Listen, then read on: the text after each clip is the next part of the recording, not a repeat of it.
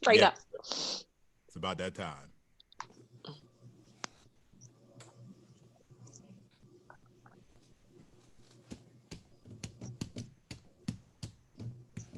As civilized people are going to be watching. Please and thank you. Straight up. About that time. Y'all was recording. Well, we're gonna have a little feedback for like half a second, and then we'll fix it up.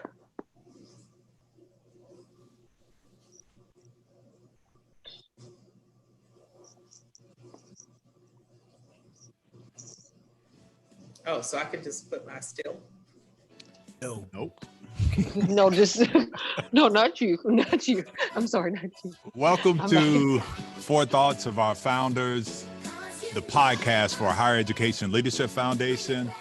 I'm Herman Felton here with one of the co-founders, Melva Williams, and we have some really heavy hitters, special guests here today, joined by none other than the dean, what we call the dean of our little group anyway, Walter Kimbrough, president of Dillard University.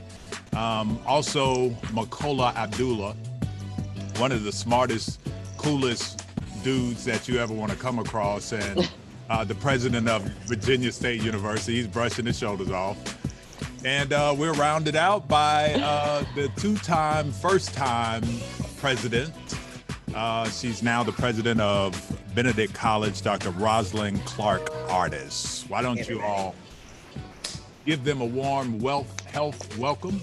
Thank you all for joining us today. What's going on, everybody? All good. Everybody good? Yeah, we're good. Want to thank you all first and foremost for joining us. It is obviously a strange time, particularly being a chief executive officer at one of our nation's gyms. And I know you got a lot going on, so we really, really appreciate you taking time out. But we really want to do something that we think is really important. There are a ton of voices out there that are speaking to COVID-19. And I think there's a void as it relates to a collective voice about our lived experiences as presidents of historically Black colleges and universities. And we really wanted to really showcase, in some instances, and reintroduce the brilliance that leads our institutions, and give folk some thoughts or an opportunity to peek into our thoughts as we guide through this pandemic. And the title here today is really about strategic planning and how we are preparing to battle the invisible foe, that being COVID-19. So won't belabor the point. I really want to ask the question, when did Corona first get your attention? Can anyone remember was there a liminal moment when Corona really got your attention and you said, oh, this is going to move? We'll start with the dean and then let Rosalind come behind, and you can finish it up, Makola. Well, just quickly for me, I remember being at the fly-in DC that is sponsored by Tim Scott, and it's become bipartisan, which I think is really good. But I was sitting there, and I had been reading some of the things. So this is the end of February, and reading about it in Seattle and that kind of thing. And then Chris Coons says, yes, the Democrats, we just had this retreat. He's coming from the retreat, and they had this debriefing. And the way that he looked when he talked about this, I started emailing my folks like, all right, get the team together. It was just, I just knew the way that he talked about it, he had access to information that had not been publicly released. Yeah. And the way that he said it, right then and there, that's when I emailed it like, all right, y'all, just start working on it. I don't know what this is, but that dude was scared. And that was, so I'll never forget it, because I just sat there and just the way that I could just feel it, that he heard something that unnerved him, and it unnerved me. And that's when I started. So that was, like I said, I was paying attention, but I didn't really get concerned until I could feel it from him. It was visceral. That was a moment for me. I'll never forget it. I can see his face today. That's how powerful it was. Wow. Yeah. Roz?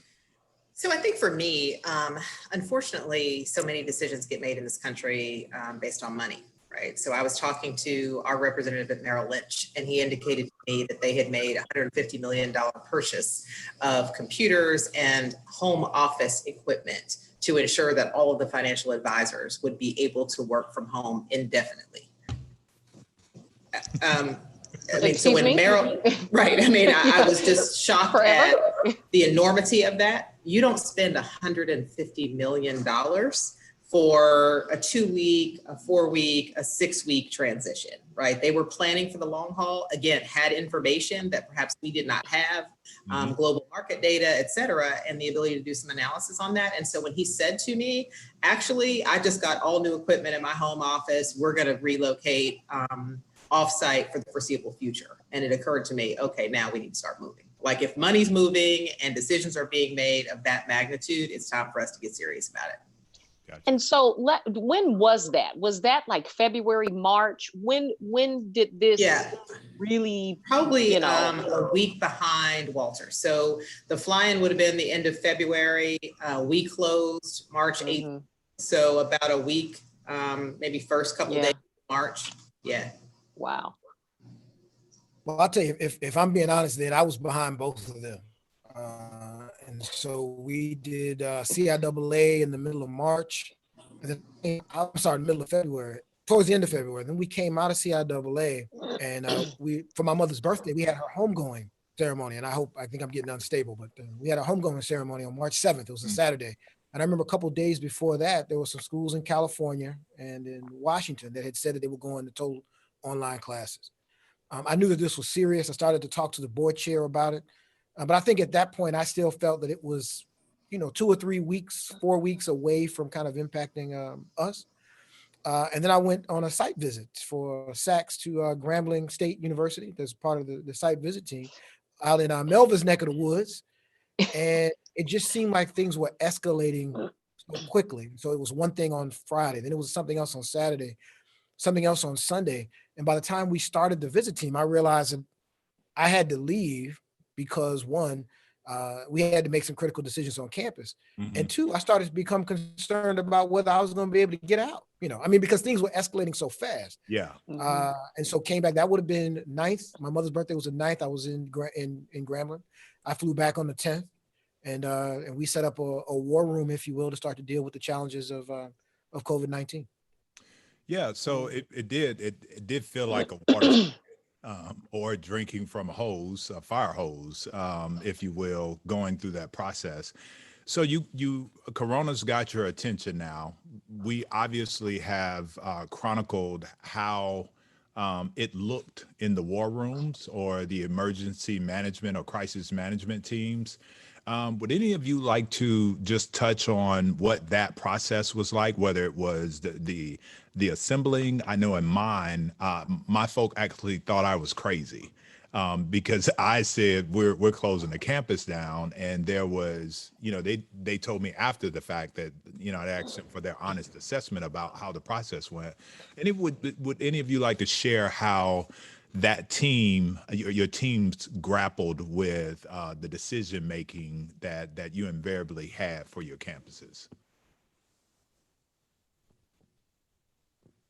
So I'll jump in.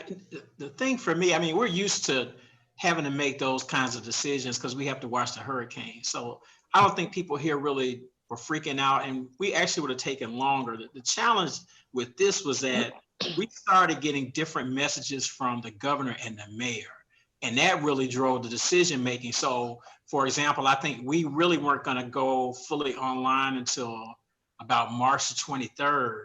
But then the governor closed K through 12 down on March 13th. And when you do that, that just changes the game. So we moved up everything. So we moved everybody online by March 18th. So this has been different because you had these other agencies. And so particularly in New Orleans, there are 7 universities. We had calls with the mayor, which was really good. She kept us involved in everything that was going on.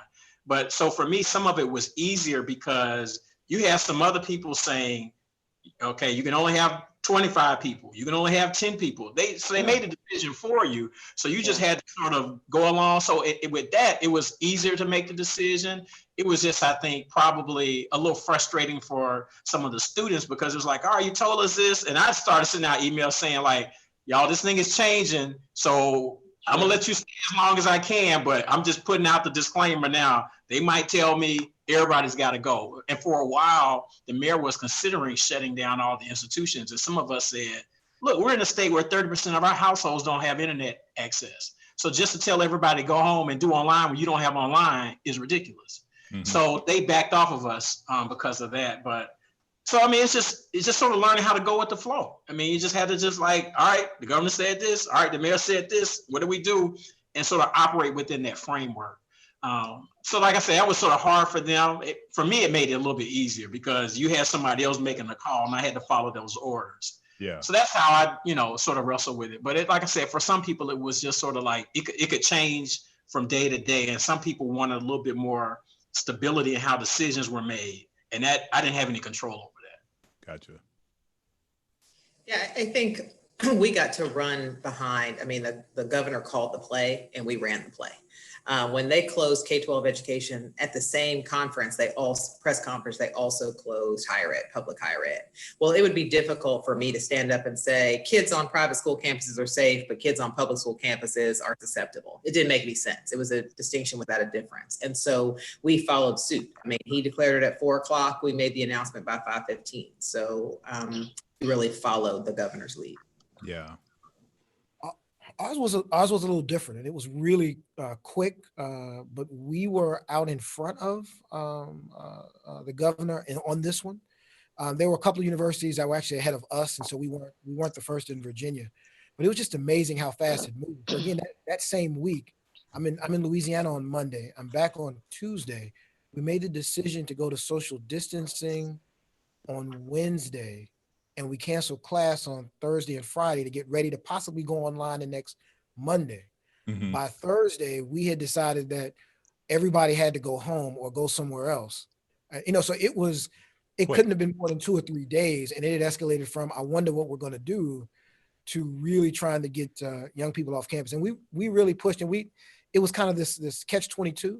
We didn't know that there were some students who didn't have access to internet or computers at their home.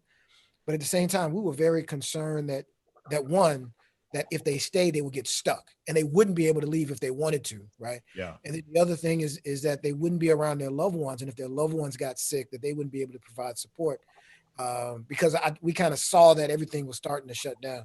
Mm-hmm. I think one of the biggest things, to be honest, was I think the NBA, must have been, and I remember the dates, it was the 11th, March 11th. Yeah. And when the NBA stopped games, I think it was a real strong, this is not going to be normal, right? There's nothing about this that is regular if you're canceling the NBA. And for us, that was a kind of I hate to say it, but it was an extra push to say, we can do some things that may seem outlandish right now because LeBron stopped playing. Yeah. Right? Yeah. Yeah. So now all of you are in the midst of this global pandemic, and you are managing not only your own feelings and emotions and thoughts, but you're also having to gather and respond to information from governmental agencies, the CDC, student desires, faculty desires, staff desires, your own family that have opinions about what should and should not happen. What are your plans for summer, and what are your plans for fall? And taking into account, how are you mixing all of those opinions and recommendations? And some people are opening, and because what's interesting to me is that, let's take Texas and Louisiana. Herman is over there in Texas. He's the next city over from where my university is. And so Texas is wide open. They're open for business. They're at the nail salons. And Louisiana, we're still closed. So Corona obviously does not go across borders. It just stays in states, apparently. So confusing. So how are you taking all of that information, and what are you doing for summer? What are you doing for fall? And how are you able to navigate those changes as they come about? So I think we have the benefit of time, which we did not have in March when this started. Right. To be decisive, we had to move quickly. We were all under tremendous pressure to get those kids home safe for a myriad of reasons that have been articulated really well by Abdullah. But I think now we do have the benefit of time to think, to plan, and we certainly do not have clarity of thought on the part of our leaders, right? So now are a little less, declarative. Governors are a little less decisive. And so, and of course, nationally, we're seeing a lot of vacillation. And so we don't have the benefit of, somebody calling the play and us just running the play. We're now from a very situational standpoint. What does it look like in South Carolina? For me, we're wide open and have been open. We're among the first states to open. But my kids, 34% of my kids are from out of state. Guess where they're from? New York, DC, Detroit, Chicago, LA, Atlanta, hotspots, right? And it's portable. We figured that part out. So, right, okay. It does cross borders, right? It does, okay. I wasn't sure. Okay, I wasn't sure. And so now we have the gift of time to be a little more thoughtful, to look at some of the modeling, to talk to some of the medical professionals, to think logistically, strategically, which is really the topic for today, how to get this done. I know of very few institutions who are full steam for the summer. I was just on a call. One of our South Carolina institutions is going to have summer camps starting in June. And I was on the, listening to that. Perhaps his campus is laid out differently. He's staffed differently. His resources are different. These are such contextual calls for us. And so I think we take all of the data from the respective sources and we superimpose that on the characteristics, the demographics, and the nature and the culture of our campuses and try to come up with a plan that meets our needs, which are in order, right? First and foremost, protect our students, staff, and faculty, not bankrupt our institutions. Two things. It's the second, but it's real close. Second. Kind of working through. What? Thanks for sharing that. Let me ask you a question, Makola. And I want to go back before you guys move back, go forward. But I really want to talk about, and this is a question I'm going to leave with Makola, but I'd like for Walter and Raj to weigh in if they like. But I really want to talk about the toll that it took mentally on you making decisions that when you're dealing with a vast amount of constituents, there's composing or competing interest. And as a person, you are first. How was that process for you and managing those things? Obviously, safety was important, but you had some other competing interests. Like, take us through that. And I'd like to hear from you all about that process. Well, first, let me tell you the good about this particular kind of crisis, right?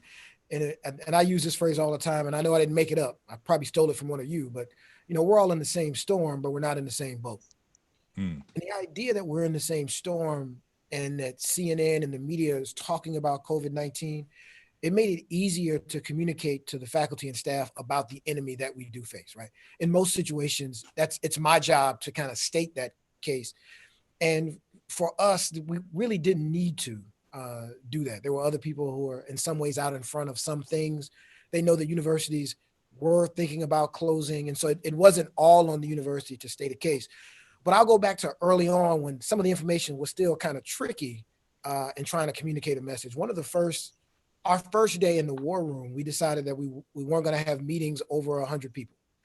That we were going to do social distancing, which means we had to cancel our Founders Day ceremony, which was the next day.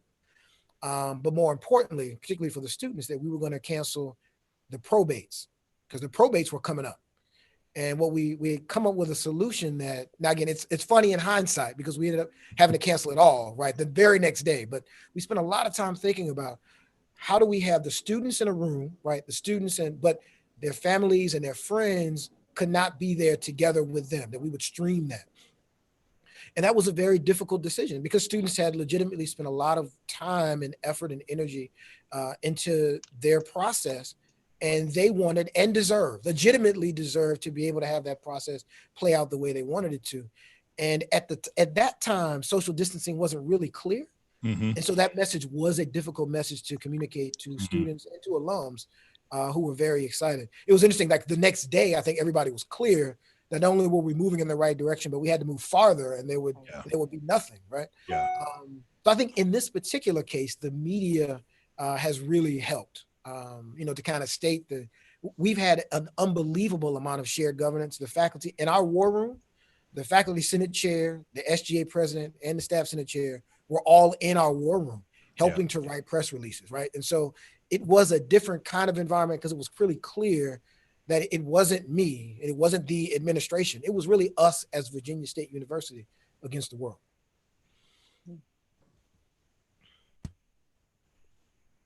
Raj, you want to jump in on that about just the personal toll and how it impacted you? Well, so I think you all know me, right? We're all colleagues, we're all friends. I take a very maternalistic approach to my students and do tend on occasion to get wrapped up in their stories, right? So the challenges with, I can't go home because, parents who were unabashed in getting on the phone and telling me, you better work it out because she ain't coming back here. That was tough. That was really, really tough. And wading through the I don't want to and separating that from I can't are two very different things, right? I don't want to go or I can't go are two completely different conversations. And so the emotional toll just running on no sleep. I mean, we were running a travel agency, right? 24 hours a day trying to get those kids out of there safely and wading through all of those emotional issues associated with, look, they view Benedict as home more than they view home, right? So there's separation anxiety happening. There's the rush of it. Like, I don't even have time to get my stuff. You're putting me out, right? So I was very sensitive to the perception of students that they were being pushed out in some way, but the urgency of the moment. And so for me, some of those things were very internalized. I mean, so I would come home like really upset because of the things I'd heard from students or conversations I'd had with families. But the polar star really is not on my watch, right? The idea that a student would get sick, a faculty member or staff member who are equally important in this equation would get sick. And so, this morning I was in another conference call on kind of planning, right? What's that financial model look like? What's the schedule look like? What's the fall look like? And, somebody actually said to me, phrase, right? What do you have to lose? And no, I wasn't talking to Trump, but, what do you have to lose? What's the worst thing that could happen if you open up? You sure you want to make those references? Somebody dies on my watch, right? That's the worst thing that could ever happen. Yeah. Person I was talking to said, yeah, but you would never know if they actually got it at Benedict. I wouldn't care, right? If one of my students or a faculty member or staff member got ill and passed away, while we're open for business, it would be very difficult for me to manage. And that's just being really honest about that. And these decisions are not just logistics, they are not just finance, they are not just, how do we go from point A to point B? We are responsible for these children. We are responsible for the people that are entrusted to us by virtue of their status as enrolled students and or staff and faculty. And so I think the weight of that, I can balance a budget and I can make decisions. I am very decisive about the business of higher education. But that personal toll is a lot tougher, a lot tougher.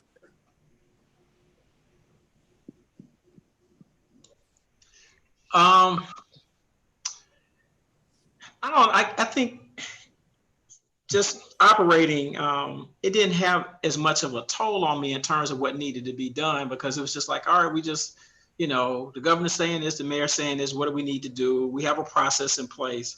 So it was just, operating to figure out how do we continue in the next phase. With people going home, we really sort of stressed that out. I think for most of the semester, we had at least 70 students on campus because, I just, like Roz is saying, I've had conversations with students that I know, man, home is not a good place. It's just not a good place. And I just kept saying that, like, I'm not trying to rush folks home because I've heard some of those stories where they got a better shot staying here and, hiding from Corona than they do going home. Yeah.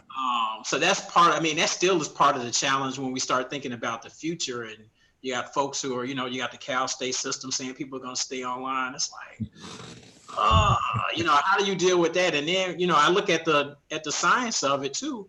In Louisiana, we've had 2,100 deaths as of a couple of days ago, and only 9 of them are people 18 to 29. I've had more students, you know, killed via, you know, accidents or suicide or violence than the 9 in, you know, in my time as a president. So, I mean, just running these streets is more dangerous than Corona, just realistically. I mean, so that's for that populace. Right, exactly, for them, right. So I'm much more concerned about the faculty and the staff, you know, because all of us got folks who've been around forever. Yeah. Old enough to be my parents working on campus, and that's the population. Yeah. In Louisiana, a third of our total deaths have happened in nursing homes.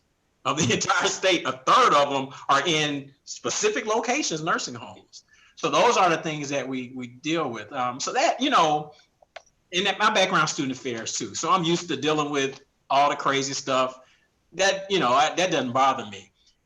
I struggled personally after a couple of weeks because my body energy was off, and I was trying to figure out, like, what is going on with you? I didn't want to get up. I didn't want to do things. So I finally understood to say, you know, I'm in year 16 as a president, and my body has this natural rhythm to it. Starting around, you know, the middle to end of March, you have honors convocation, which for me, everybody's dressed up, they look nice. And that's the trigger in my mind to be like, man, we about to ramp it up. It's about to, you know, this climax to commencement. So you got honors day, you have undergraduate research week, you have all the award ceremonies, baccalaureate, commencement. And I think I realized, like, you're not doing any of that. So I understand the students are upset too, but my body was like, you're missing some things. What is going on? Because you've had this routine, you go through this natural cycle for 16 years and it's not happening. And so I had to come to terms with that. I didn't want to call it depression, but it was just a resetting of what this was going to be like, because my body realized, like, man, there's some energy because it's a different kind of energy that I feel. Sure. Yeah. There's an energy at commencement when, you know, that student who was giving you hell the whole time, and mom comes and cries on you and just like, oh, my baby, blah, blah. I missed that. You know what I'm saying? So those are some things I didn't get. So just to be selfish, those are some things I didn't get this week. I didn't hear that. And, you know, it makes the whole year, all the BS that you have to deal with. Everybody forgets it. We all good at the end. Everybody loves everybody. And so you those, like, you know, truce. Call a truce at the end. It's like, we're good. You know, I love you. You know, we love each other. You know, you hugging the family. Yeah. You missing all of that. So I think I still struggle with that. So it was more on that personal level, missing some of those experiences that I think are a hallmark of all of higher ed, but particularly for an HBCU, when you see that person and you see 30 family members because it's the first person to graduate, and you see how on, it's just something about that you just, you know, so I think missing that has been the tough part for me. Not just dealing with, I mean, I can deal with it. Like I said, I'm a student affairs guy. So, you know, student get shot, somebody I'm clicking on, I'm good. Yeah. This was different. Yeah. So, I guess you are. You ain't the one that got shot. Right. Well, that part. Yeah. Well, so to that point, I mean, I think a lot of our students in my conversations have been, you know, it's been this battle, because I think sometimes they think that we're making the decision to not have commencement. You don't want me to have, you know, it's like, no, I want to have commencement because you have given me pure hell this. So I want to see you leave. You know, I want this bow on the top of this experience. Yeah. And so it is a balance, because we're not, you know, most of us are not in this for a whole lot of money. So this experience, this ministry, this opportunity to see them grow and excel as a person is something that we are missing as administrators as well. So fantastic point that all of you made. But I want to hone in on our topic for today and really get into the strategic planning piece about what are you doing on your campuses to move the institution forward. I was just, I have my TV going over here and saw earlier Cal State, as I think forgot, I think Roz mentioned is, and Kimbrough mentioned as well about, hey, they've announced they're not coming back. So with all of the information that you have now, strategic planning is key. How are you doing it?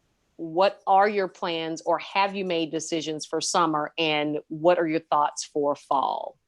And I think Roz sort of honed in on that a little bit, but really quickly, how many models, if you would address that too, how many models have you had to play with on your tabletop? Throw that over the shoulder. In terms of getting prepared for that. So it'd be interesting to hear what you guys are doing in that respect as well. Sure. I appreciate that question. That's a better question because we are, unlike when we ended up getting into this COVID thing, where I believe that, and I have to take responsibility, we weren't aware of it and planning for it early enough. So then when we had to do it, we had to do it in a very short period of time. I think as Roz said, we've got the time now, right? The fall is in August and September. We've got time to work through different models, continue to collect new and important information to make the critical decision. And so I think the real point is for all of us, we got different dates, but when do we have to make X decision? Yes. All of us have that, right? We all have that on our thing. But until that point, we're probably working around 5 models that include, from one end of the spectrum, what Cal State is doing totally online, to the other, like heaven forbid, there's a vaccine and 1 billion tests in the world, and we can go full strength in the fall. So we're planning for that also, and everything else in between. And we will continue to, let's make it perfectly clear. We want to provide the experience for our students that they want and that we want, selfishly that we want. That's what we want. That is by far the most important thing that we want to do. However, we will not sacrifice the health and safety of our students, faculty, and staff to do that. One of the critical decisions, Walter and Roz talked about it from one angle. I want to talk about it from another angle. When we let our students go, that was a really emotional decision for me. Not necessarily because the students were upset, though they were, and they were giving us the business. But as I started to think through the issues, I realized that by keeping them on campus, that my custodial staff, that my Res Life staff, that my dining staff, that my security officers, that some of the most vulnerable people on my campus, that I would be putting them in harm's way. And that if we had a case on campus, they would have to shelter on campus, and they would have to be here. And at some point that my faculty or staff might have to choose between their own family and VSU, which meant that I was going to be in the dorm every day.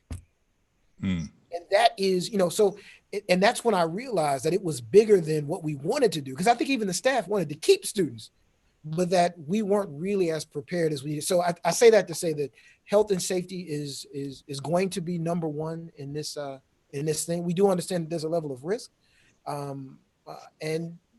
we're going to follow all of the rules and the social distancing stuff and do everything we can to make sure that people are safe, particularly, again, the part of our campus that is most vulnerable, which is our faculty and staff.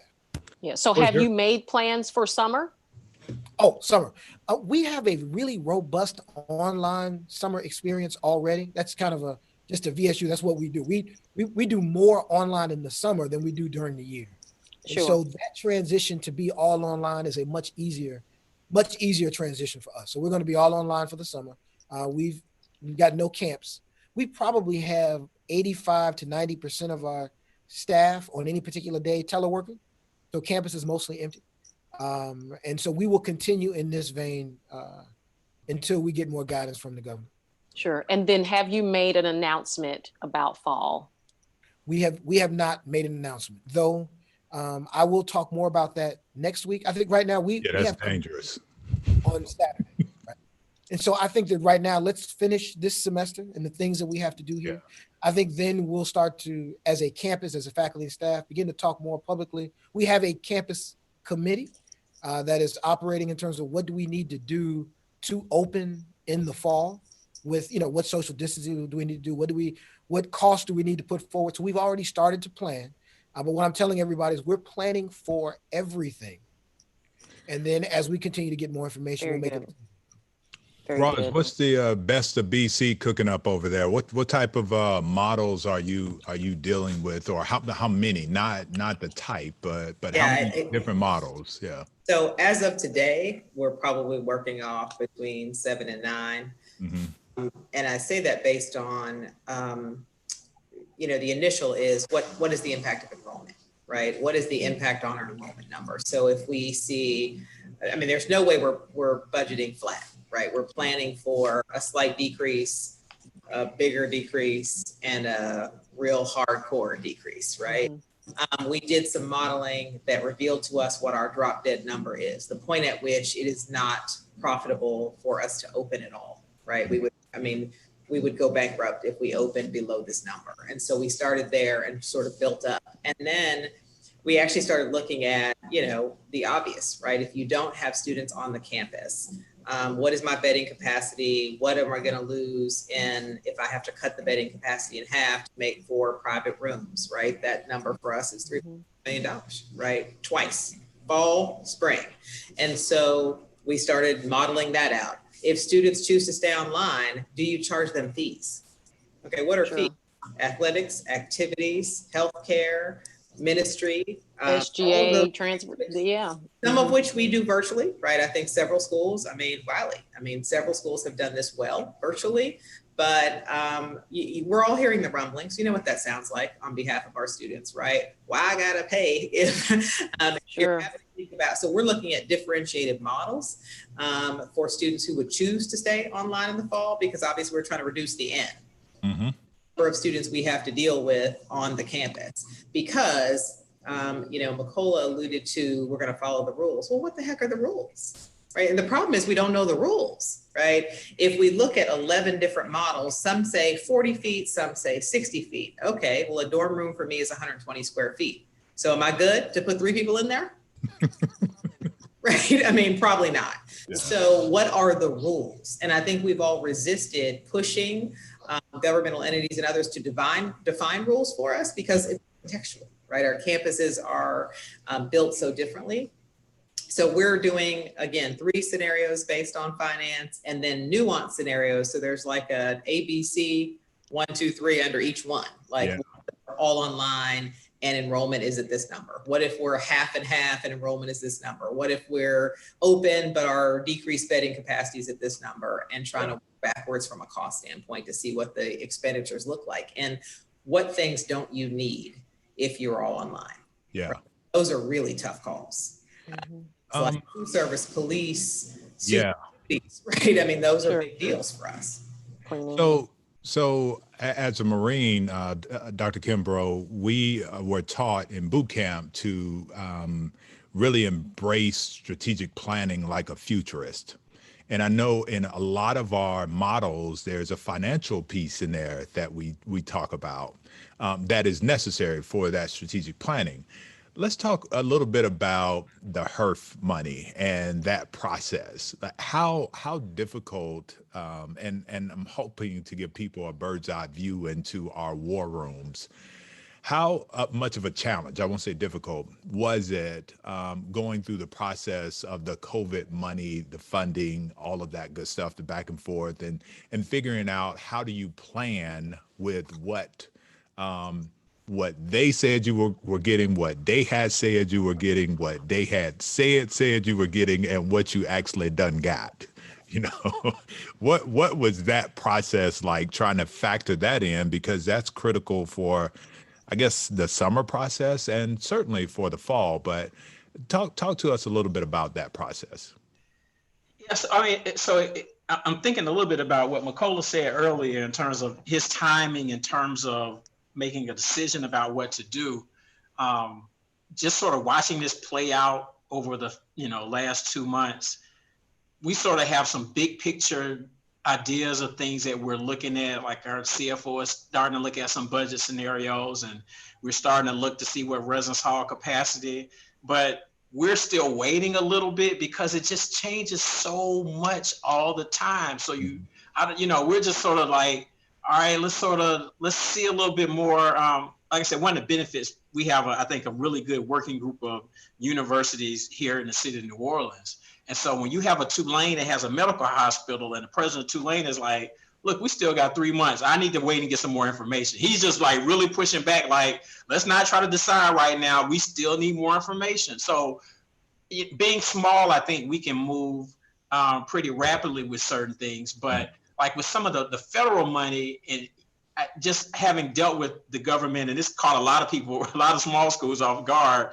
They put this out without all the rules, and then the rules change, and people are like, wait, what? So it's a delicate balance in terms of being patient and try to get as much information as possible, still act within a responsible time frame. But sometimes, I think like the pastor of my church says, there this Sunday, I guess Saturday in New Orleans, they'll open up and you can go to church, 25% occupancy and that kind of thing. He said, sometimes it's good not to be first. So he's not trying to open up right now. He's like, I'm going to let some other folks just watch. Let that first air hit some other people. Yeah, right, exactly. So I think there is some wisdom in that. So I think just watching how, and particularly with the CARES Act money, I mean, there is particularly like I know Roz is on the CIC list. There are some folks who they jump right out and started doing rebates and everything, thinking that the CARES money was gonna, cover that. And the CARES said, no, y'all can't get but half of that. And the people were just like, oh, so they sort of right. They jumped out and the government they flipped the script and everybody was like, whoa, wait a minute, I can't use that. So they talking about hot. Right, people are ready. Right. So it's like, I know there were like students saying, yeah, we heard about blah, blah. It's like, no, we're going to wait because they have a history of changing things. And that's still rules get put out. And then you got to have follow-up calls to sort of say, well, you can do this, So that's the challenge, just helping everybody just think through it and try to act in a responsible time frame, but knowing that everything continues to change. I was on a call yesterday with the governor, and when you hear the governor just said, man, I ain't never dealt with nothing like this before. I don't know what to tell you. This is the governor. Kimbo, you and I are in Louisiana. I heard the same thing. And I'm like, what? Right. He's just like, I don't know what to tell y'all. He doesn't know. He doesn't know. It's not in our control. It makes me think about, I don't know if you remember this movie with Morgan Freeman and Brad Pitt called Seven. And this Kevin Spacey is killing people based on the 7 deadly sins. And they get toward the end, and Brad Pitt is with Kevin Spacey with the gun, and Morgan Freeman opens the box, which we think is his wife's head in it. And it is not. Right. And then he says, John Doe, is in control. It's completely out of our control. And that's what Corona's done. We're not in control of this thing. Right. We have no control of what happens.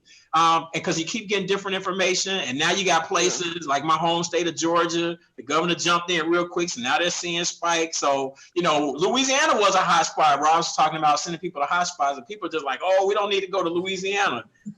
If we keep doing what we're doing by August, we're not going to be the hot spot. It's going to be some other places that are going to be really bad because we've done a good job flattening our curve, right? Texas, yeah. So it's like we got people beating up on Louisiana, like, I can't send my child out there. We're going to be better off than a lot of people. Y'all are responsible for spreading it with that Mardi Gras, y'all.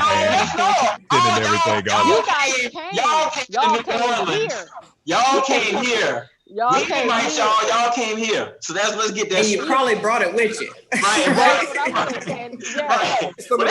think the strain that is in New Orleans is really sort of out the Northeast. Yeah. And they said that really comes from Europe. It's not even the Chinese version of it. Yeah. So that's the way. So like I said, we're talking about the strategic planning, and it's tough. I'm gonna just say too much because it literally could change tomorrow. And our mayor's telling us, she's just like, look, y'all start messing up, I'm changing it back. Right. She's just telling us, she's like, look, y'all better follow this because if y'all don't, she's mother mayor. Right. So there are some things I don't have control over, so I can sort of plan. And like I said, we have some big picture plans right now. We're going to start to dig in a little bit more after Memorial Day and just give everybody a chance to just catch their breath and then start to, we're thinking for, if we have some students on campus, we need to have a plan to do that now because it's easier for us to not have anybody on campus. We know how to do that. So we don't have to do anything. Right. Anything for the faculty. The faculty right now are going through 3 weeks intensive, brushing up on those skills because that's the worst case for them.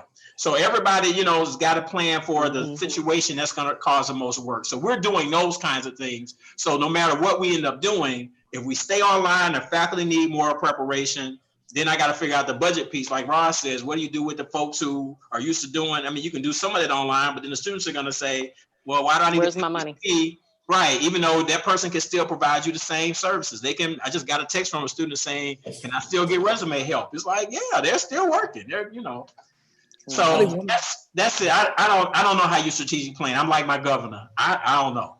Let me pick some of that what Walter just said, because I think he really hit the nail on the head.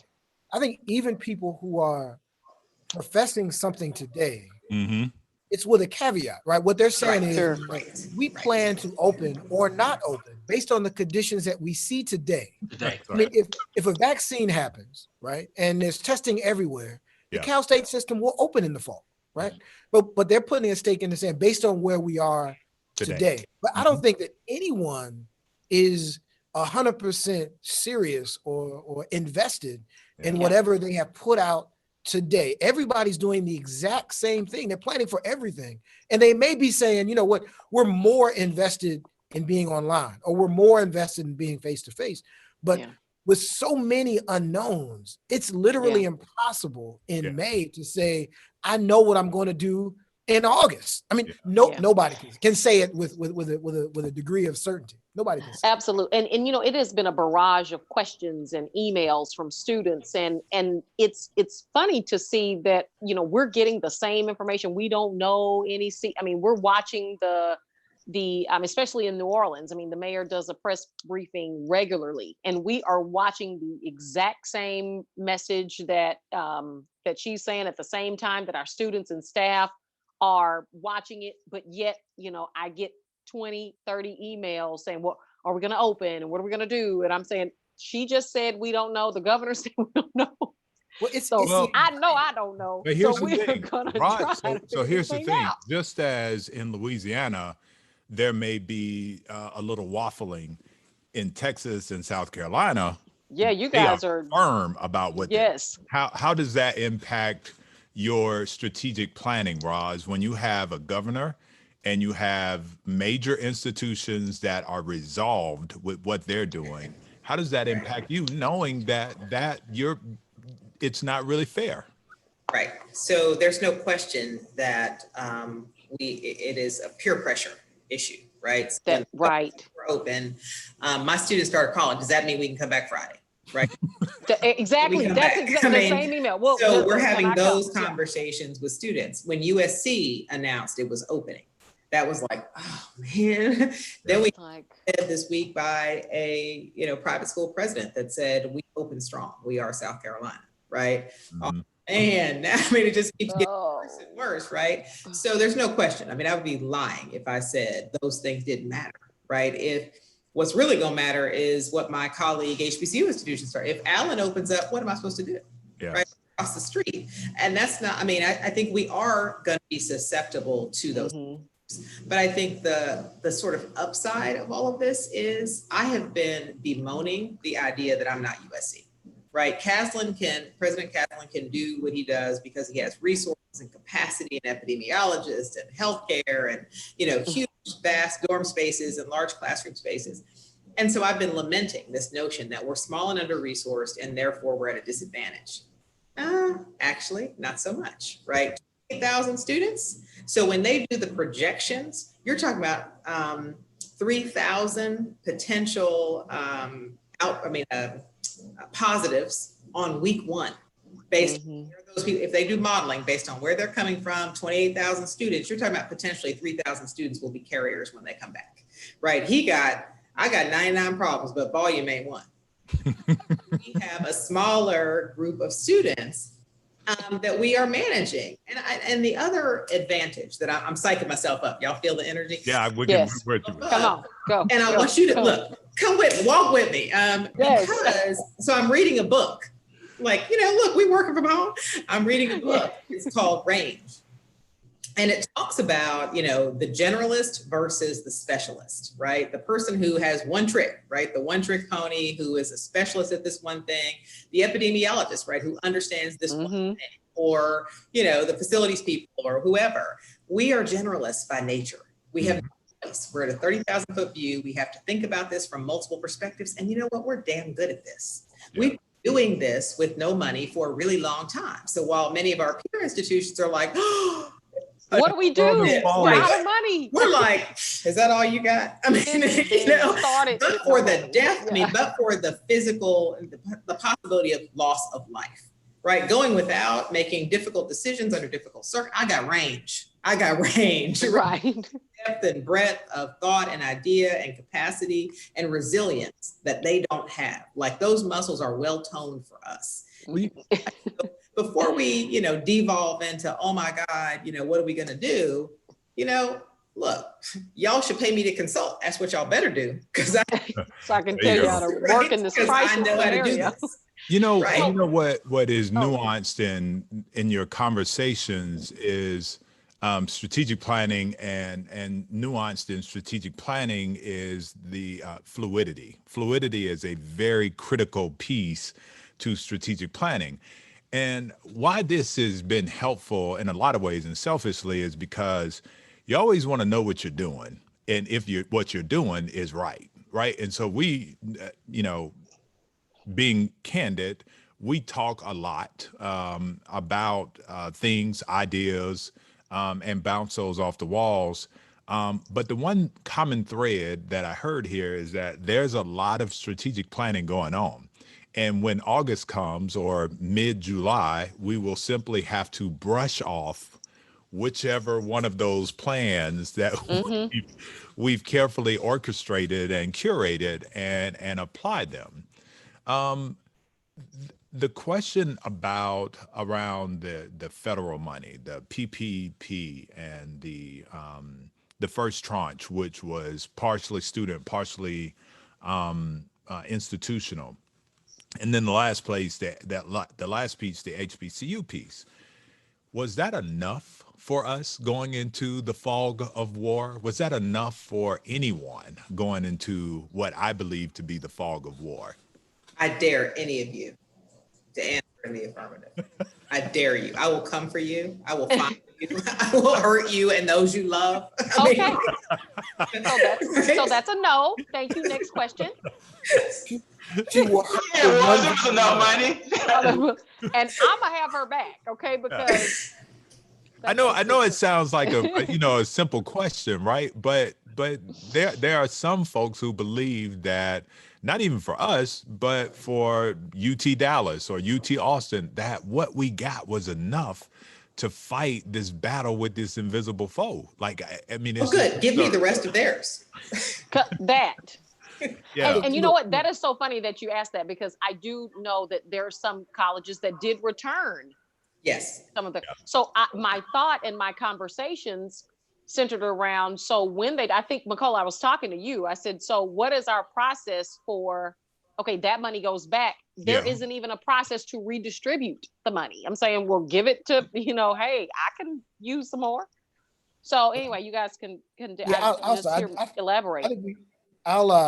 I'll say it a little differently than my colleague from the gentlewoman, from the lady from South Carolina. Right? Is that I like gentlewoman. The gentlewoman. The gentlewoman. Where our anthem is "Nuck if you buck." You know, right?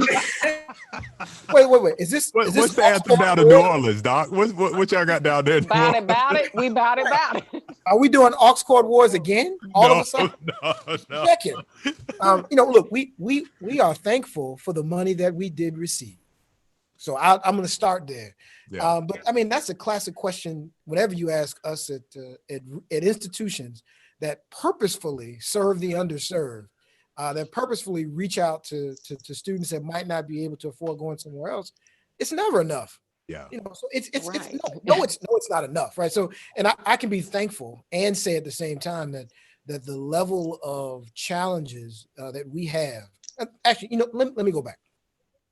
For our students, for students like the ones we serve, whether underserved because they're Black or brown or race, ethnicity, or income, going away to college is a special thing where they fall in love with your campus. And that's not HBCU general. That's any kid that goes away to college that comes from an under-resourced environment. this is the kind of thing that they're going into, right? And they're always less money on the side, so they need a couple of extra dollars to get through, to get by, right? When this is in the middle of this pandemic, with students not being able to go to their safe haven, whether that's an HBCU or somewhere else, with their parents being disproportionately impacted by this crisis in a way where our kids are the ones that lost their jobs first, and their families lost their jobs first. And then to have the health related impacts of that also impact our community strongest. This is a recipe for disaster, and all of the gains that the country, I'm not even talking about HBCUs now, but that the country has made in terms of access for underrepresented kids is about to evaporate if people who care about it don't put money into it. And that's the federal government, the state government, and philanthropy. That all of those gains, all of those wins, the universities who serve them on purpose, right, have been greatly impacted economically.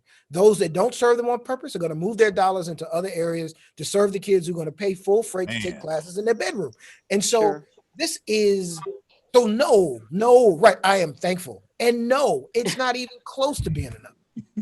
That's my speech for the day. Yes, Off sir. It was a fine one. Thank you. Thank you very much. I've been practicing. Nicely done. As we round the curve going into the home stretch, a second portion of this strategic planning, or a really good portion and question that I think is probably present in all of your discussions, is the hard reset. Does Corona, COVID-19, give us an opportunity to really press a hard reset on some things institutionally? I see Dr. Kimbrough was nodding, so I'm gonna throw that question to you first, Doc. Well, yes, it might cause us to do some of that. Just sort of linking back a little bit to the conversation about, is it enough money? Just honestly, I don't worry about the money immediately. In terms of, and we got an SBA loan too. So just in terms of money right now, I'm really concerned about what happens in the fall. Yeah. When, either way, I just can't see how I'd keep my enrollment the way that it is. If you do online, there's so many things I'm reading about how students are saying like, it's not the same. And this is being driven by the Ivy League students, which are now making almost a class distinction between, that's not good enough. This is not what we're paying for. We don't want that kind of experience. And talking to my students, it's just sort of like, it's harder because, I'm that kind of student that needs that Monday, Wednesday, Friday, 8 o'clock. I need that. I need to be able to walk in the PSB building and be like, I need to go see my professor. Let me pop in and do that. It's sort of hard to do that. So they're realizing there are some benefits to being here. But we got the health concerns, so then we'll have to limit the number of people who can be on campus. And so you're trying to, then those that can pay, where does that money come from? You got families now who were not Pell eligible, who now are Pell eligible because folks lost jobs. So they got to go back through and refile FAFSA and all of those kinds of things. So I put all that in as a part of the perspective in terms of what I'm thinking about at this point in time. So I know I'm still thinking about some of the conversation that we're having. I don't know how to plan going forward completely, because I'm keep thinking about these other things that are still unknown. Unemployment rate went up to 14.7 or whatever it is. It's only 2 points higher for African Americans, and usually we're twice as high, which means that our full numbers haven't come in for us.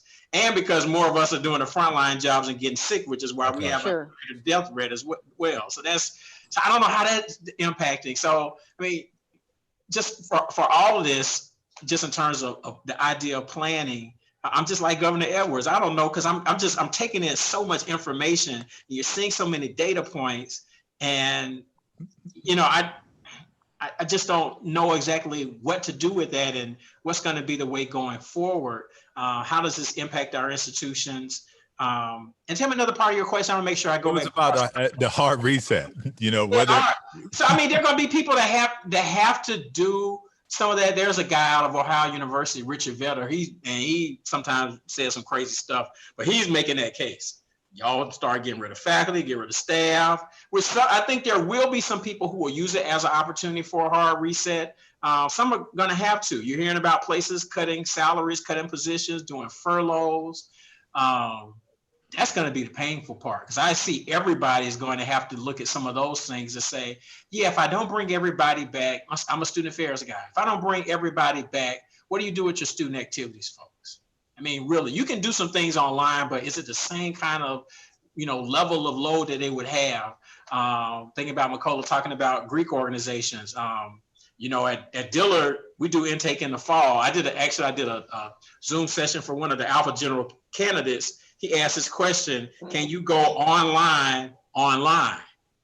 So would our groups allow new members from a national perspective to allow somebody to have a completely online process? So to be online, look at Roz. Online. Okay. Which, once again, if you're in a Cal State school right now, that's gonna be your only option. Right. You should have went to an HBCU in the first place. Right. There's a national predominantly white fraternity, Delta Sigma Phi. They did that during COVID. They did initiations completely online. They did it. So, I mean, those are the things you have to think about, because, we do fall is real big. We have this huge probate show, 1,000 people show up. But if we're online, you're not doing that. I could have been sweet online, just having all my notes over here and been able to respond to Big Brother, fairly easily. I'm just telling you. Well, so what do you do with those folks and faculty? There are going to be some places that will do a real hard reset, and some places are pushing back. Ohio University, they're cutting faculty positions, and faculty are upset about it. So you're balancing. Yeah. Some people say it's not safe, I don't want to come back, and that means you're going to have less revenue. Then those folks are going to be like, wait a minute, now how am I losing my job? Because you got less revenue. So you got these really strong competing interests. Yeah. And nobody's figured out what that balance is. So it's right there. Yeah, there is really no winning in this. It's just trying to manage it to get through this period. Yeah. So we're not in control. So you're going to have a lot of conversations about that. And then I think, as Roz talked about, I wrote a piece for the Chronicle. They need to get it out now, because the Cal State thing sort of predicted what I was thinking about. And Roz talked about that too.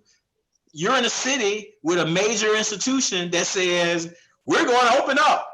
And then people looking at you like, what you going to do? There's pressure. There's pressure, because then, people will start making aspersions about an institution. If you say you can't open up, well, why can't y'all do it? Well, and then do you start to lose people where people come in and start, scooping up your students? So it is, that's real. When she mentioned that, I'm like, that's real. And we're not talking about that a lot. So there will be some peer pressure to be like, or like, as she said, you got Allen right across the street. So what if you say, well, we're not going to do it? And they say, well, we're going to do it. That puts her in a different kind of situation. For us and Xavier, it'd be the same kind of thing. So it's just so many different questions, which makes it a fascinating type of, intellectual piece, but it's got real life consequences as well. Yeah. So to that, my question is, talking more about the reset, going into academic affairs, have you thought about or put some strategic planning, or have your academic folks looking at your offerings? We talked to the people that were on with us on yesterday, and we had a very robust conversation about what academics looks like. Are you addressing some of the workforce needs? Are you recalibrating to do that? Looking at degrees in contract tracing or what technology jobs? Are you reformulating, resetting? How are you addressing the academic piece? Yeah, I'll answer first, because I got a quick answer. We just finished our semester, so we have not yet, but we will. That is it. That's what we have to move forward, because it's in the back of your head that it's.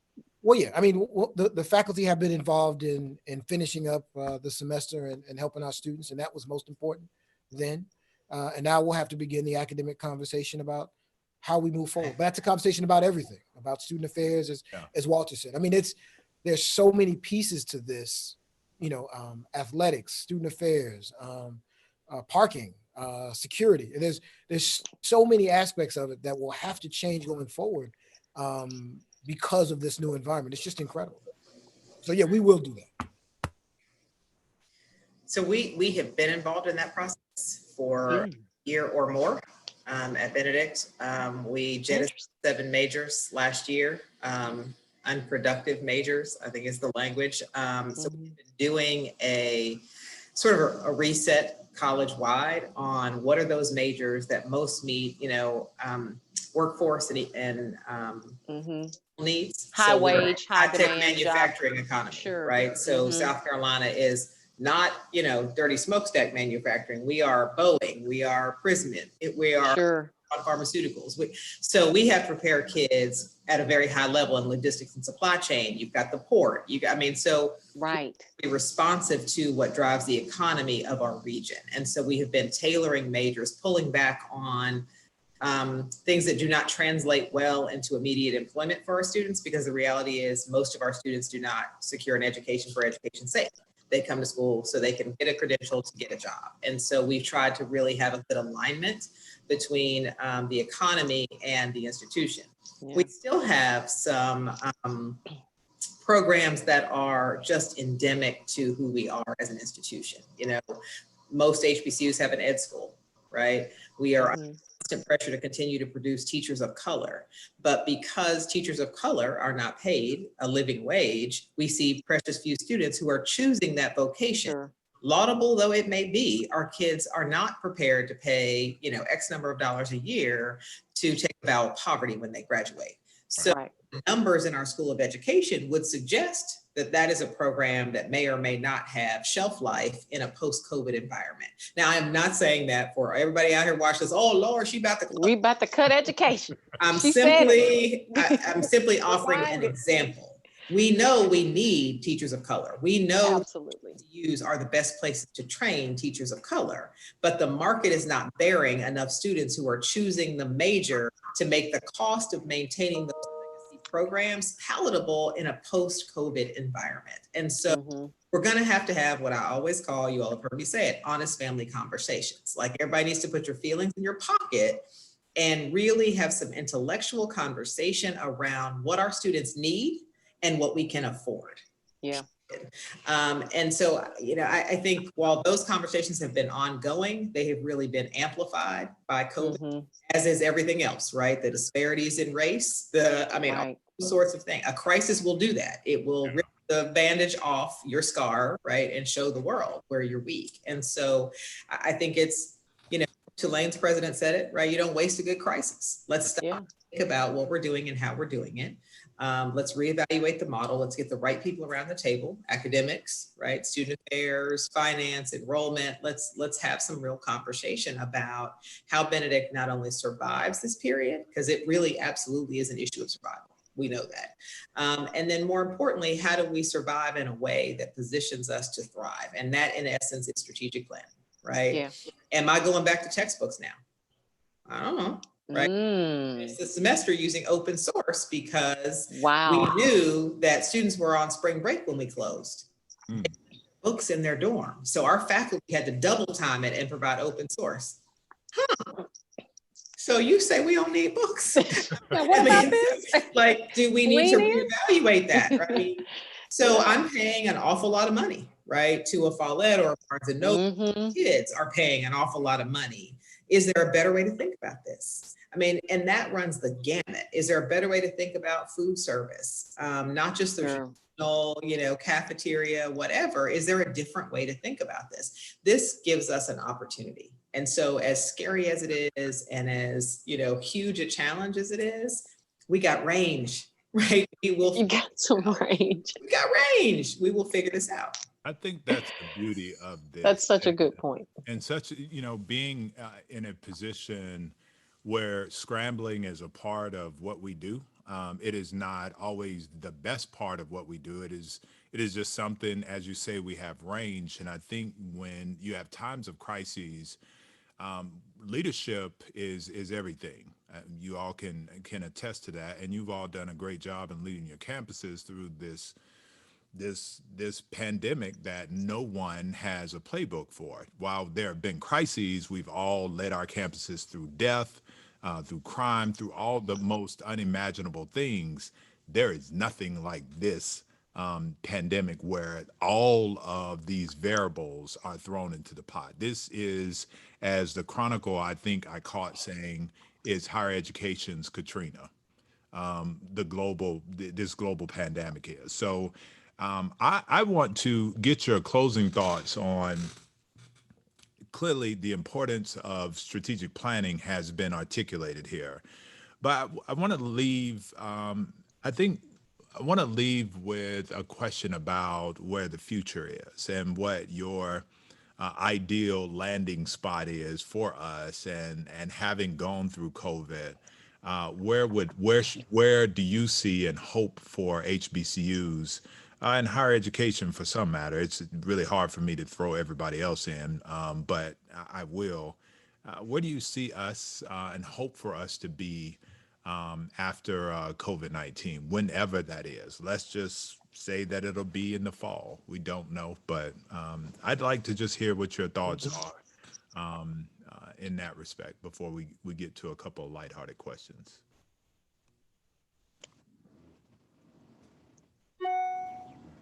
Well, I want to go back real quick to something that Roz was talking about in terms of looking at programs after, when we mentioned Katrina. After Katrina, Dillard got rid of the education program precisely for the reasons that she mentioned. So I think a lot of people lamented the loss and still do lament the loss of it, but it doesn't mean that we still aren't producing students who are going into teaching. You can do programs like the Relay Graduate Program, connect them with, organizations like KIP. So every year I have people who are going into teaching without an education program. They just have to do different things. But the challenge really is for private institutions, for people to say, how am I going to pay private school tuition to go teach? I might as well go to a public institution, which is why no private institution in this city, or I think even in the state, has an undergraduate teaching program. There's a couple on the graduate level that are education, but not teaching. So I think that's part of the challenge. Going forward, I think there's going to be a lot of cutting, and I was reading some other things too. I think though, this is an opportunity to figure out how do we reinvest in some other things that we have to, Dillard has had a public health program here since the 1980s. Man, if this isn't the time for us to lean into that like never before. There's all kind of grant money out there. Everybody's talking about the, health disparities. If we get rid of something, I can tell you something that's about to get some money is going to be public health. It's just, I'm just telling you, something might disappear, but right now the whole world realizes that, man, we got to get more people, and particularly Black folks, need to be doing public health work. And like I said, it's not just dealing with the pandemic, but, in a city like New Orleans, these comorbidities are killing folks. Yeah. So what we eat, high blood pressure, diabetes, all of that stuff. Even the type of treatment we receive. Yeah, exactly. Right. Yeah. So we gotta, so we have, we got some folks who are out there that are doing some really good things, but one of the things we've got to double down and invest in is public health and make that really something big for us, because it's clear that there isn't enough being done. So I hope that people will look at it, in the state of Georgia, when I worked at Albany State and they had crisis in the state system, they would say, when you have a crisis like this and you're on a ship, this is a good time to clean off all the barnacles. So all the stuff that's dead, that's carrying dead weight, cut some of that stuff off. And I hope we do that, because if we don't and we just try to carry everything along the way that we did, it's going to pull some institutions down. So, I don't know if, the prognosticators will say we'll lose an HBCU, but just based on my experience, one of the hardest things that kills an HBCU. I'm from Atlanta, North Brown is still here. That's where my dad went. So, but we still might lose some. So that's something we're going to think about, and people looking at the brand. But my hope is that people try to find something that they can reinvest in. And so everything is not just cut, because all of us now, it's a time to sort of say, like Roz is saying, you got a program, it's like, I ain't really producing. What if I took that money and reinvested in something that has potential or something that's new? And if we do that, I think we'll be in good shape. So I hope that's how we think about it, and not just, I got to cut. There will be some of that, but there needs to be something that we reinvest in, that we double down on and build it up. So that's what I hope, that everybody does some of that. So Kimbro, I have one follow-up to that, and then I want everybody to add this to your thought process. But the question is, but what do you not leave behind? What do you hope that is not left behind? We're talking about cutting and reframing, but one of those things that we will carry forward, that is our mantra? What do you think that one thing is that you would not want to leave As behind? HBCU. Real pledging. Sure. Yes. Wait a minute. Online. Wait We a can't minute. just go to online. Producer, somebody come in here and cut this piece because she can't be on. Somebody get in here quick. I mean, you talk about paper. Now you talk about virtual. Stop. That's what I told them on the Zoom call. I said, we won't be asking brothers, are you paper? They're going to be asking like, are you virtual? Are you virtual?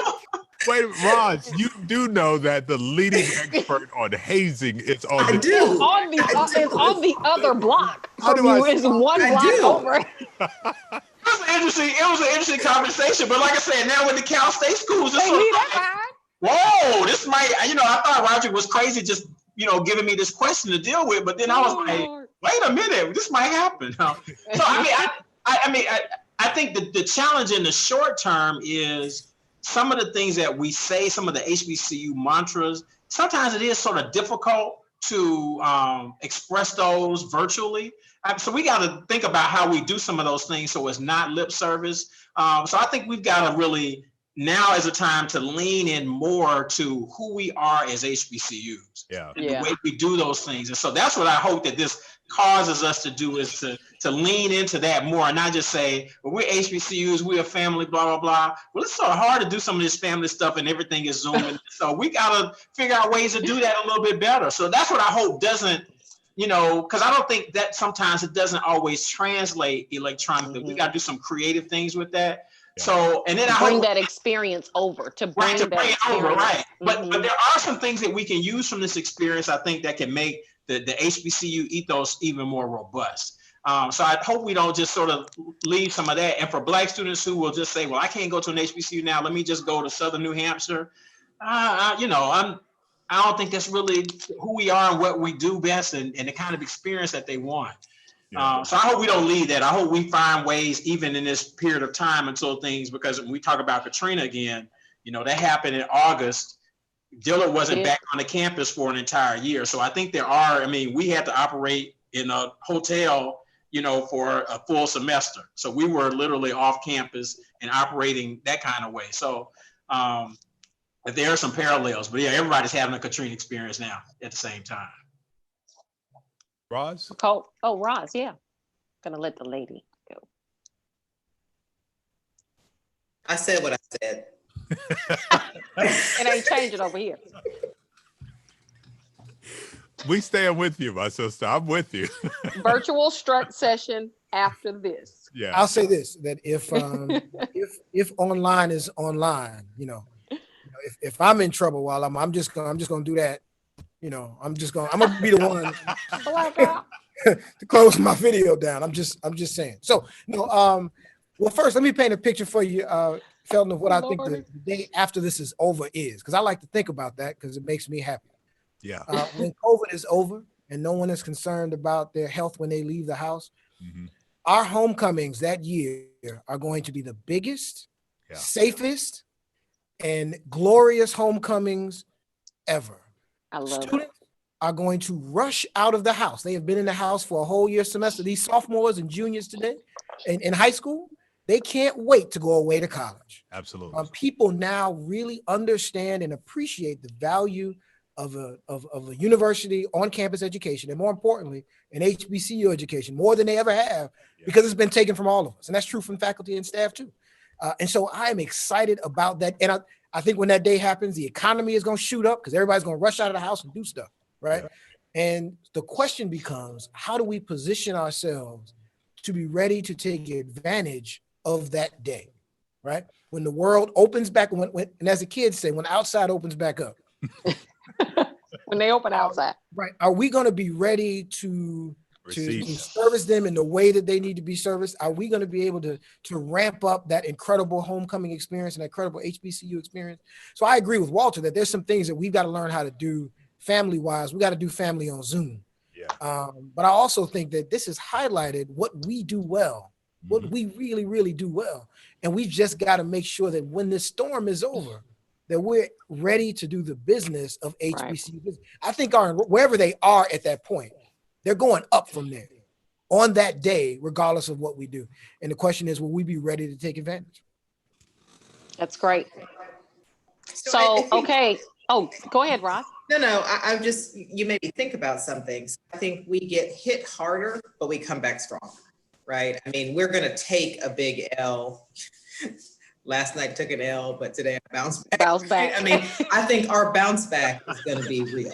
I mean, and sincerely, what you just said made me think about, the Chris Rock movie, when they said, the black guy's winning in the presidential election and everybody rushes out of their house. It's like to vote. I feel like when we get there, and I'm guessing this October isn't it, although I'm seeing a lot of alums on social media doing a homecoming countdown, and I'm nervous, concerned about what homecoming is going to look like this fall. But I think when we are truly back, up anticipation of the HBCU experience and what we missed. So my students are real grateful right now. Right. For all that complaining. Like right now, they would come back, right? They really want to come back. And it is really amplified for them. Wow, that is my family, right? That's my school. Like, and the faculty and staff. I think we all. So I think true. And Walter said this earlier, so I know I'm repeating this point, but when we were in the rush to send the kids home and do that, we lost you. We lost you, Makola. I know it's good too. Whatever he is saying has to. I know, and I was leaned in like Sheryl Sandberg. Okay, try it again. Come on, go. Sign it. Put it in the chat. I'm just saying. Okay, you're back. We couldn't hear you. Okay, we couldn't hear you, bro. Okay, well, I was making a really, really good point. We knew that. We knew it. We knew it. I was just really trying to say that I miss them to death, and I didn't know that I was going to miss them this bad when they left because I wasn't thinking about that. I was thinking about safety, health, and safety. Right. And I miss them, and I think the same is true for the faculty and staff. We miss them, and for the students, they miss us and miss each other. And so I'm excited for when we can, really get back going again because I think all that love is coming back. We just, we just got to wait for it to happen. Yeah. Okay, so our final question, we have to end on a light note. So you have to tell us, what have you been doing for fun? I told the group yesterday that I've tried every face cream because I figured that now is the time that if it breaks me out, I'm inside. So I'm trying all of these different face creams and stuff like that I would never try in public because, you don't want to get a rash. So what are you doing for fun? Are you reading books? Are you exercising, losing weight? What do you got going? Eating? Working. Yeah, I don't know about, anything for fun. No, not so I think, and this is probably just my one of my coping strategies. I had decided at the beginning, when was this? Beginning of the year, one of my vices is sweet tea. I'm like addicted to it. I'm like, I on that narcotic. That sweet tea does it for me. Really? Yeah, I'm just golly. And so I gave it up, and I said I wasn't gonna drink any until my birthday. And of course, just drinking all that, it has an impact on your weight as well. I mean, I work out every day, so that's not worked out already. I'm about to go do it again. So that's part of it. But once this coronavirus hit, man, I'm going to Popeyes and I'm buying like the gallon bag of sweet tea. So that's what I'm doing. I'm having a ball. I love drinking it. I am drinking sweet tea like it is going out of style. It's not healthy for me. And so I got to make sure I'm working out twice a day because, I gained a couple pounds, not a lot. I had dropped. Now got that sweet tea weight. About 5 years, but that's probably the thing that I'm enjoying the most. Because I'm just still, and I guess I can't just really relate. I mean, I'm having a good time. I like what I do.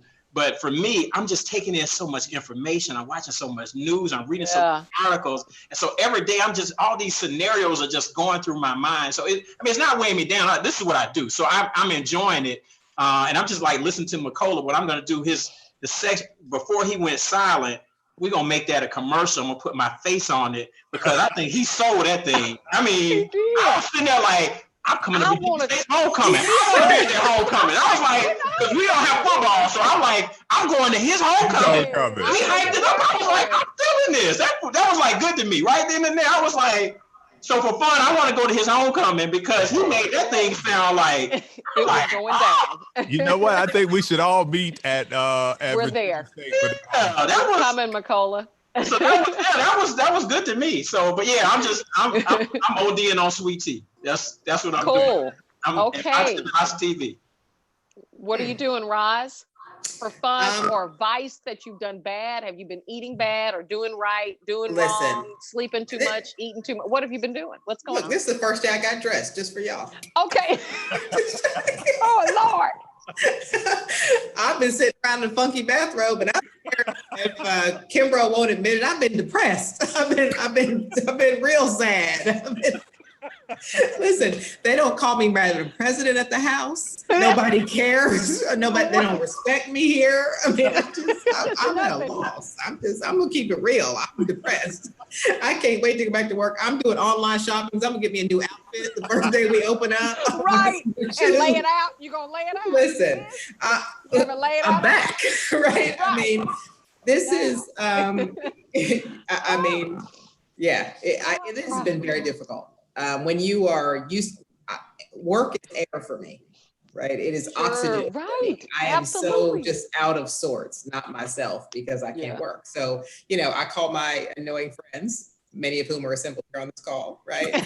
And talk over scenarios for work, right? That's what we do. We send each other texts, and we share articles, and we talk about what it's going to be like when we go back to work, because that's all we want to do. Right? Yeah, I'll go next. I'll be for part of what I do for fun is this. I mean, I took this not for. I mean, I want to, as you said, we send emails to each other, we talk to each other. The idea to be able to engage in conversation with my friends and kind of talk about what we're collectively going through, so you don't feel as alone in the process, is huge. So I mean, this is a lot of fun.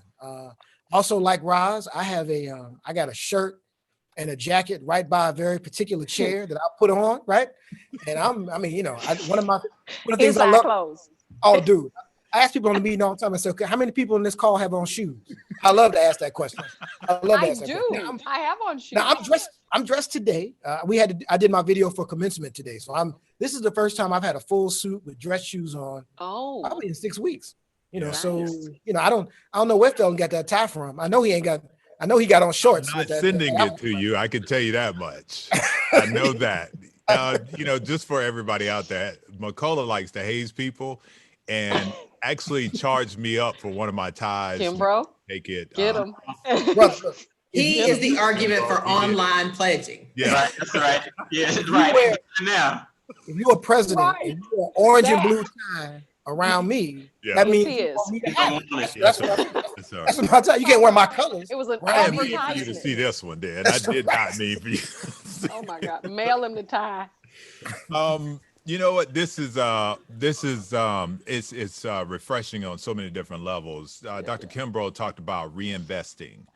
Makola said, "Be ready," and Rosalind talked about resilience, 3 R's, right? If I were preaching, I think I could hoop after the end of those 3 fairly easily. But what's refreshing, and I'm glad you guys had opportunity to do this, is that we get an opportunity to learn from each other, bounce things off of each other, and the community that we actually have chosen to be a part of and that has received us never stops giving to us. And so today, I'm grateful, and on behalf of Health and our founders and our good friends, want to just really thank you 3 for coming and sharing and taking a little time out of your schedules. Don't know if you have anything that we didn't cover that you'd like to say on the way out. Roz is quite the comedian, and might have a parting shot for Makola, because I'd love to see those 2 go at it. It's a lot of fun. That Walter Kimbrough said early on was that he is a fan of patience and being calm. And I will just let you all know that while he is calm, he strikes with a fervor that is not easy to deal with. When he comes at you, it's pretty heavy. So I think his comments have been the same way, been reserved, and when he's spoken, it has been prophetic and profound. And Roz, we appreciate the countenance that you provide as the leader of BC. exhibiting the best of BC. And Right. man that wears the J's, he might have, although Faison might say something differently. I think Makola has the dopest Jordan collection out there. So Faison, you got a little work to do. You're young in the game. You might want to sit back and learn a few from El Presidente Makola Abdullah. It's been a pleasure having you all. That's all that I have. I don't know if you all have or want to share anything else, but I can't tell you what this conversation has meant, I think, for us and hopefully for the space as well. All love. Good to see everybody. Yeah. Thank you, guys. It's been awesome. Thank you. Thank you, guys. Take care. Stay safe. We'll see you soon. All right. All right. Stay away from that online stuff. Yeah. Who does that? This has been the Higher Education Leadership Foundation Forethoughts of Our Founders podcast. Had a really great show today. Melva, the partner in crime, here with us, Dr. Melva Williams, that is, and having Dr. Makola Abdullah, Dr. Rosalind Clark Artist, and Dr. Walter Kimbrough with us today has been a phenomenal time. Yeah. Hit the people with before we get up out of here, Melva? No, I had a great time and they were wonderful as always. So, but I do want to say tonight, join us tonight. We will have the SGA presidents on. Keep that music going. I'm partying. So tonight, join us at, oh gosh, I'm pulling up the time now. p.m., I believe Yeah, it is. 5 p.m. Eastern, 4 p.m. Central. There we go. Yep. So join us. We'll have SGA presidents from Dillard, Wiley, and SUNO, Southern University of New Orleans. College up in the place. Hey. And as always, we hope that you are safe. Hope that you and your families are safe, your community campus, and the likes. And we at Health encourage you to be kind to each other and to join a damn loyalty program. That's right. Get Make your those money work points. for you. All right, Doc. Be good.